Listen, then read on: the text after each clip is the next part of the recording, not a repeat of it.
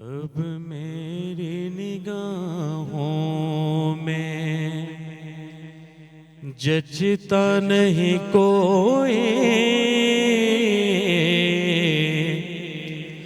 اب میری نگاہوں میں جچتا نہیں کوئی، جیسے میرے سرکار ہیں ایسا نہیں کوئی، جیسے میرے سرکار ہیں، اور ان سا تو حسین آنکھ نے دیکھا نہیں کوئی،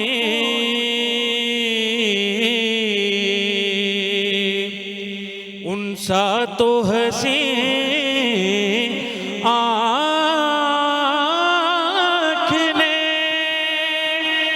دیکھا نہیں کوئی،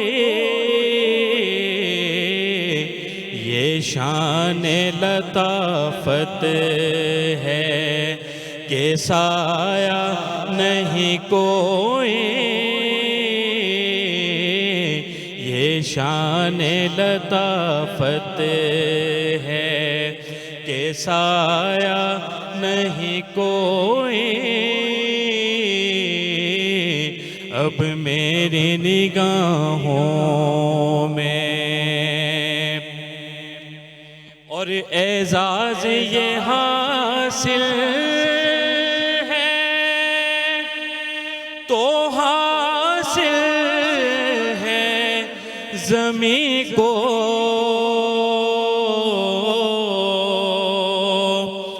اعزاز یہ حاصل ہے تو حاصل ہے زمین کو، افلاک پہ تو گنبد خضرا نہیں کوئی، افلاک پہ تو گنبد خضرا نہیں کوئی، جیسے میرے سرکار ہیں ایسا نہیں کوئی، اب میری نگاہوں میں۔ سبحان اللہ، سبحان اللہ، سبحان اللہ۔ بہت ہی خوبصورت کلام اور بہت ہی خوبصورت آواز محمود رشید بھائی کی، کیونکہ میں ہمیشہ کہتی ہوں کہ جب محمود بھائی نعت پڑھتے ہیں دلی طور پہ مجھے تو بہت ہی سکون ملتا ہے۔ میں کہتی ہوں ان کی آواز میں اللہ تعالیٰ نے ایک سحر رکھا ہے جو سب کو اپنے جکڑ لیتا ہے۔ اور ہم وقفے کے بعد آپ کے سامنے حاضر ہیں، ہمیں ہمارے ساتھ نئے مہمانوں نے جوائن کیا ہے، تو شاہ صاحب کی طرف چلیں گے۔ جی، ہمارے ساتھ علامہ سید ارباب علی شاہ موسوی ہمارے ساتھ موجود ہیں، آپ کو خوش آمدید کہتے ہیں اپنے شو میں۔ مفتی ساجد الرحمان صاحب ہمارے ساتھ موجود ہیں، آپ کو بھی خوش آمدید کہتے ہیں۔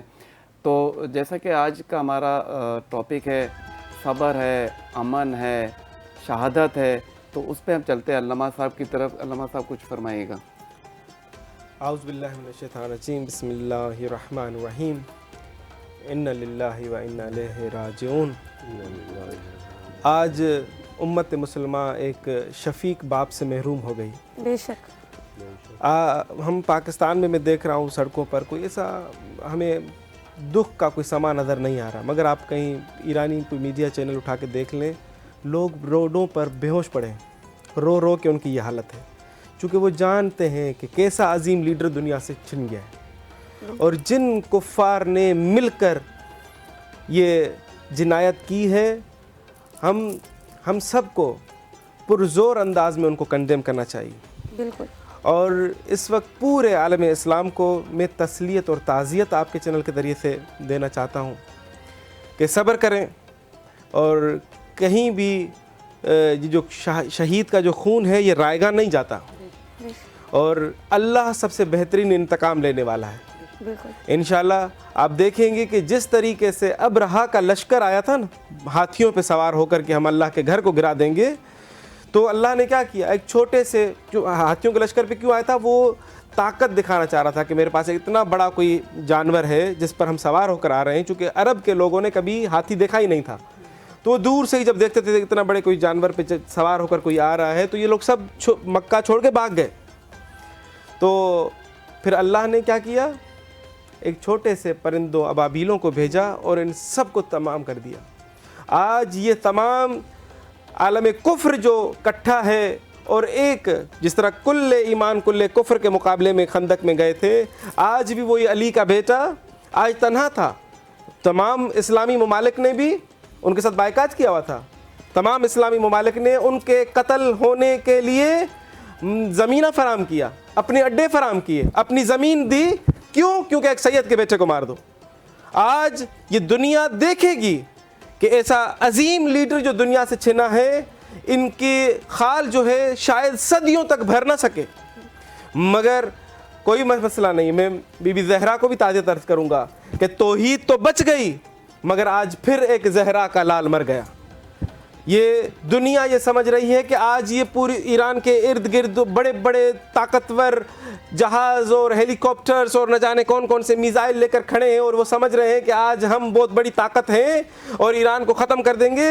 یہ ان کے عزائم یہ ناکارہ چلے جائیں گے. جس طرح سے ابرہا کا ہاتھیوں کا لشکر کو اللہ نے چکنا چور کر دیا تھا, اسی طریقے سے ان کے یہ تمام جتنے بھی وسائل ہیں انشاءاللہ بہت جلد زمین کے اندر قبروں میں چلے جائیں گے, اور یہ اپنا انتقام خود دیکھیں گے.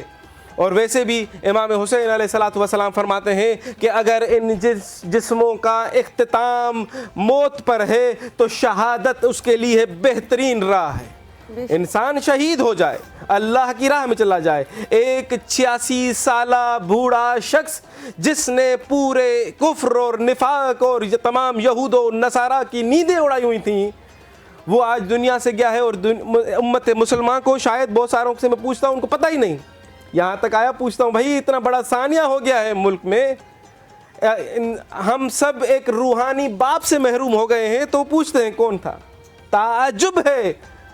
اور ایسے مسلمان کہلوانے والوں پر ہم کیا کہہ سکتے ہیں کہ یہ لوگ جو ہیں ابھی تک غفلت کی نیند میں سو رہے ہیں.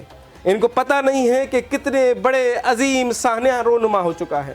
یقین جانیے میں ابھی وہاں بیٹھا تھا, وہ دیکھ رہا تھا کچھ کلپس, تو جتنے بھی حرم ہیں جتنے بھی مساجد ہیں وہاں پر تو خواتین بچے بوڑھے سب رو رہے ہیں, گریا کر رہے ہیں. مگر میں نے دیکھا ایک کلپ کے روڈوں پر خواتین اور مرد جس نے جہاں جہاں پر خبر سنی گاڑیاں روک لیں, ان سے کوئی کام نہیں ہوا, ان کے ٹانگوں نے کام کرنا چھوڑ دیا کہ ہم قدم کیسے بڑھائیں. وہیں جہاں جہاں جس نے سنا وہ وہیں پر اتنے بڑے عظیم ثانیے کی مذمت بھی کر رہا تھا. میں نے دیکھا لوگ بے ہوش, کوئی وہاں پڑا ہے کوئی وہاں پڑا ہے, صرف کس لیے کہ ایک عظیم لیڈر دنیا سے چھن چکا ہے. اور انشاءاللہ اگر ان کی شہادت رائے گاہ نہیں جائے گی, ہم تمام مسلم امہ اگر اکٹھے ہو جائیں ان کے خون پر, تو یہ یہود و نصارہ کچھ نہیں ہے. ہم ان کو چند لمحوں میں کچل سکتے ہیں, مگر چونکہ ہم ایک پلیٹ فارم پر نہیں ہیں, ہم فرقہ بازی میں مبتلا ہیں, ہم صرف اپنی چھوٹی چھوٹی سی مسجدیں بنا کر اس میں زندہ رہنے میں مبتلا ہیں. اگر ہم سب اکٹھے ہو جائیں تو یہ یہود و نصارہ کچھ نہیں ہے. آج اگر اس احتجاجی طور پر اگر کچھ مسلمان اگر پاکستان میں کسی جگہ پر امریکن ایمبیسی پر اگر کوئی جاتے ہیں احتجاج کرتے ہیں, تو یہ امریکہ کی ایمبیسی کو کس نے یہ اختیار دے دیا کہ وہ نہتے احتجاج کرنے والے جن کے سروں سے ان کا باپ چھین لیا تم نے, تو ان پر تم گولیاں چلاؤ. 20 سے زائد تم افراد کو ابھی تک قتل کر چکے ہو. کیا پاکستان کی گورنمنٹس کہاں ہیں؟ کیوں نہیں ایکشن لیتی؟ کیا ہم اگر ہماری ایمبیسی اگر امریکہ میں ہو, کیا ہماری ایمبیسی کے پاس اتنی جرت اور اختیار ہے کہ اگر وہ ان کے عوام کے خلاف کچھ ہے کہ ان کو دھکا بھی دے سکے, اور ان کی ایمبیسی یہاں آ کر جو ہے نہتے مسلمانوں کو قتل کر دے اور ہماری گورنمنٹ کو جون سے تو نہیں ہوتی؟ تو یہ اس کی بھی ہم پرزور مذمت کرتے ہیں. اور انشاءاللہ آپ لوگوں نے اس پروگرام کو اسٹارٹ بھی ایک شہید کے پیغام سے, شہید کے خون سے کیا ہے, امید کرتے ہیں خداوند متعال آپ کے کو بھی کا بھی جو یہ عمل ہے یہ رائگاں نہ کرے۔ خداوند متعال قرآن مجید میں فرماتے ہیں وَمَن يَعْمَلْ مِثْقَالَ ذَرَّةٍ خَيْرًا يَرَهُ، ذرا برابر نیکی کرو خدا کہتا ہے میں اس کا جزا دوں گا۔ تو انشاءاللہ خداوند متعال آپ کو بھی اس پروگرام کی وساطت سے ایک نیک عمل جس کا صلہ دنیا اور آخرت میں بہترین انداز میں انشاءاللہ خداوند متعال آپ کو عطا فرمائے۔ انشاءاللہ میں یہاں ایک چیز اور کہنا چاہوں گی، ابھی علامہ صاحب نے بڑی اچھی بات کی ہے اور میں اسی کو آگے کنٹینیو کروں گی کہ اس وقت جو امن و امان کی صورتحال ہے پوری دنیا میں، یہ وقت ہے کہ عالم اسلام اکٹھا ہو کر فرقہ واریت کو چھوڑ کر بھول کر عالم کفار کے سامنے ڈٹ کر کھڑا ہو جائے، کیونکہ ہم کمزور لوگ نہیں ہیں۔ ہماری کمزوری جس یہ ہے کہ ہم آپس میں ایک جگہ اکٹھے نہیں ہو رہے۔ فرقہ واریت کی لڑائی ہماری گھر کی لڑائی ہے۔ پچھلے دنوں شارق بھائی اس کو گورنمنٹ پوائنٹ آف ویو سے بات کر رہے تھے کہ گروپس یا پھر کوئی پارٹی کی لڑائی جو ہوتی ہے وہ آپس کی پرسنل اختلاف ہے، ملک کے لیے تو ہمیں کچھ کرنا ہے۔ یہاں بھی وہی بات مسلط ہوتی ہے کہ اس وقت فرقہ واریت کی لڑائی یہ ہماری پرسنل ہے، یہ ہمارے نظریات کی لڑائی ہے۔ یہ ایک طرف رکھ کے اس وقت صرف عالم اسلام ہو کر سوچیں، اس وقت صرف مسلم امہ ہو کر سوچیں کہ ہمیں اپنے سامنے کھڑے ہوئے جو دشمن عناصر ہیں، جو عالم کفار ہیں، ان کو جواب کیسے دینا ہے۔ تو میری بھی آپ سب سے یہ ریکویسٹ ہے اس پلیٹ فارم کے توسط سے کہ بینگ اے مسلم سوچیں، شیعہ سنی اہل حدیث وہابی یہ لڑائی ہم بعد میں لڑیں گے۔ تو میری بھی آپ سب سے یہ ریکویسٹ ہے۔ جی میں تھوڑی سی بات کو آگے بڑھاؤں گا مفتی صاحب۔ دیکھیں کہا جاتا ہے کہ اتحاد، محبت، بھائی چارہ اسی میں ہی برکت ہے۔ کوئی بھی لڑائی چھوٹی ہو یا بڑی ہو اس کا نقصان ہی ہوتا ہے، فائدہ کبھی بھی نہیں ہوتا۔ اور ہم ہمیشہ درس یہی دیتے ہیں اور دین بھی ہمیں یہی سکھاتا ہے کہ ہمیں محبت سے، اتحاد سے اور سب کے ساتھ، صرف مسلمانوں کے ساتھ ہی نہیں کہا گیا بلکہ کہا گیا کہ تمام جو اشرف المخلوقات ان سے ہمارے تعلقات اچھے ہونے چاہیے اور ہمارا رویہ ان کے ساتھ اچھا ہونا چاہیے۔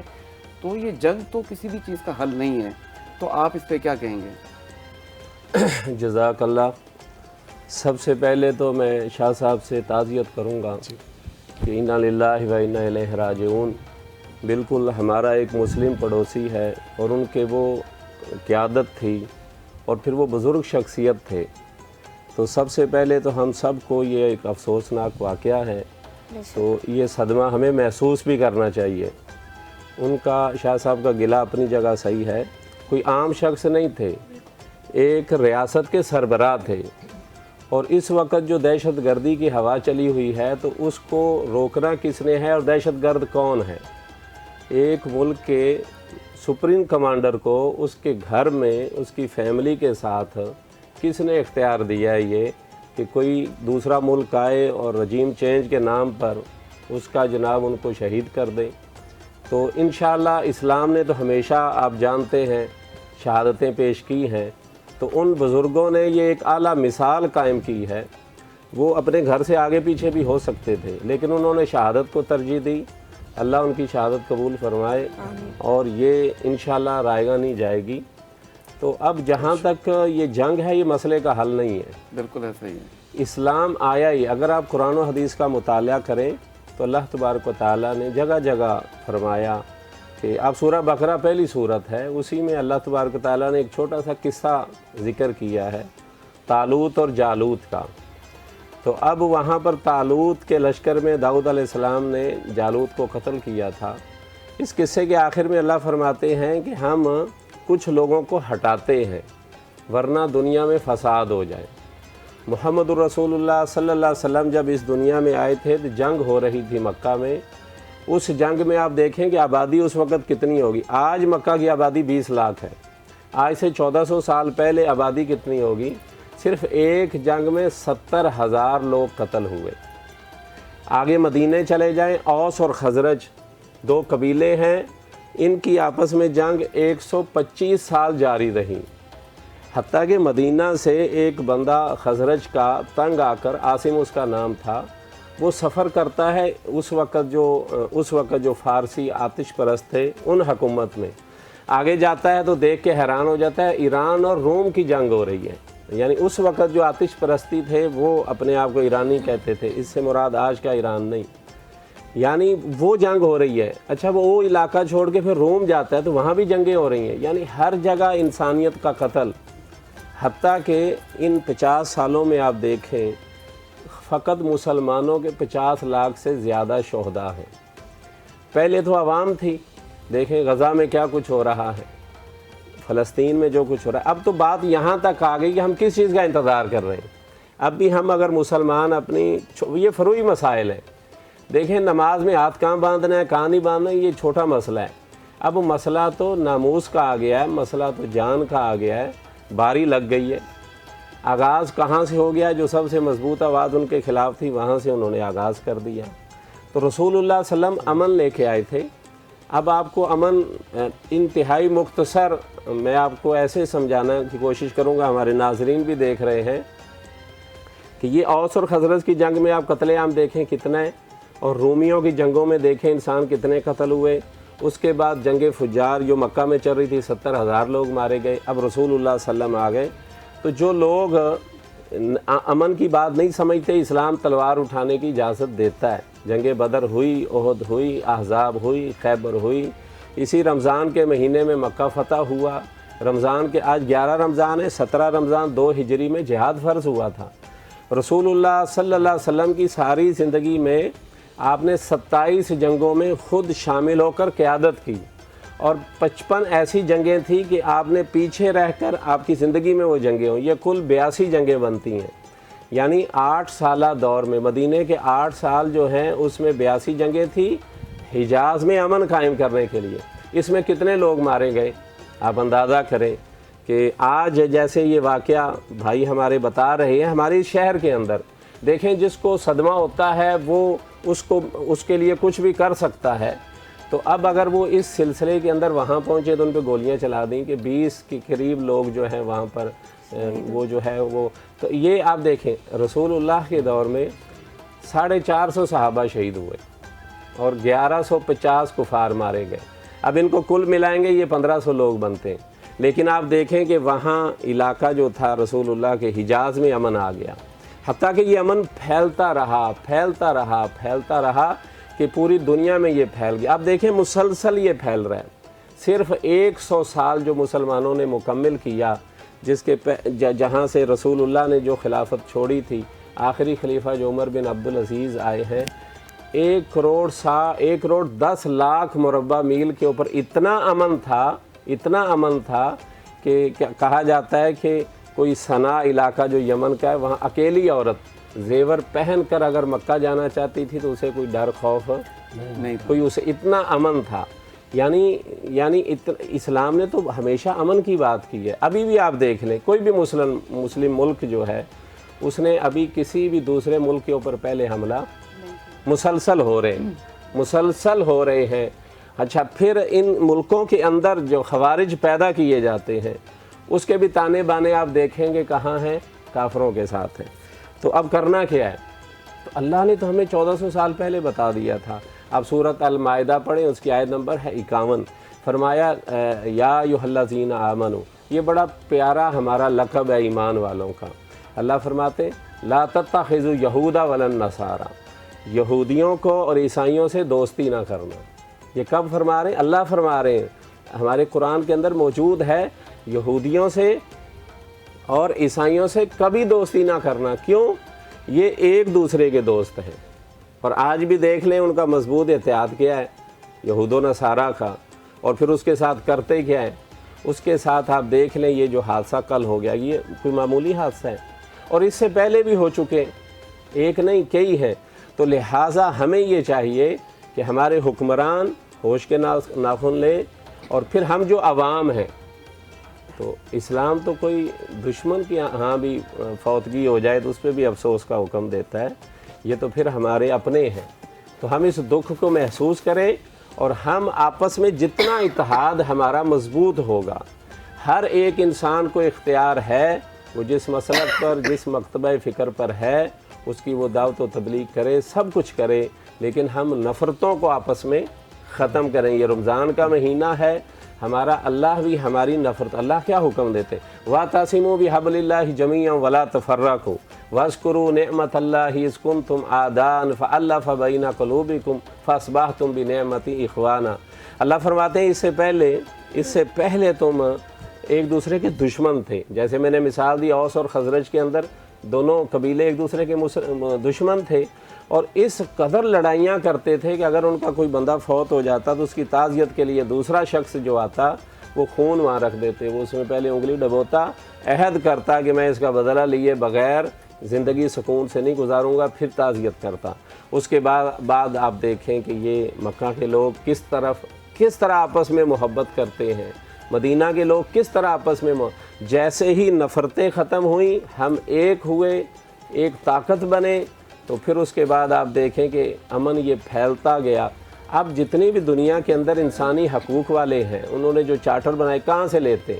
محمد رسول اللہ کا جو بہت آخری اچھی بات خطبۃ الوداع ہے بالکل آپ نے وہاں سے کہی، لیتے ہیں۔ ہم اس بات کو یہیں سے کنٹینیو کریں گے۔ ایک وقت ہوا ہے یا ایک چھوٹے سے بریک کا، ملتے ہیں ایک چھوٹے سے بریک کے بعد۔